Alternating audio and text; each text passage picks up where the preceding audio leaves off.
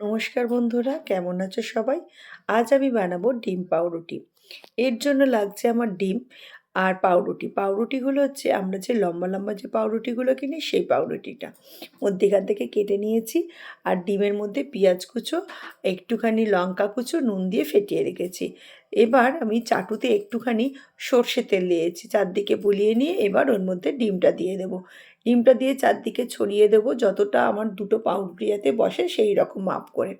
এবার আমি পাউরুটিগুলো এর মধ্যে বসিয়ে দিলাম, দিয়ে একটুখানি রাখবো, রাখার পর আমি এটা উল্টে দেবো। দিলেই কিন্তু তৈরি হয়ে যাবে আমাদের ডিম পাউরুটি। এগুলো আমরা খুব ছোটোবেলায় খেয়েছি আর মা খুব ঝটাফট আমাদের বানিয়ে দিত। আমিও এখন আমার ছেলে মেয়েকে এগুলো খাওয়ানোর প্র্যাকটিস করি আর মাঝে মাঝে বলি, জানিস তো আমরা এগুলো কিন্তু আগে খুব খেতাম, এখনও চায়ের দোকানে পাওয়া যায়। এখনও যে কোনো চায়ের দোকানে গেলে বলতে যদি বলেন এই ডিম পাউরুটি করে, ওরা কিন্তু খুব হাসি মুখে করে দেয় আর খেতেও কিন্তু খুব দারুণ লাগে। এটা বাড়িতে অবশ্যই সবাই করে খেয়ে দেখবেন আর আমাদের বাচ্চাদের করে খাওয়াবেন।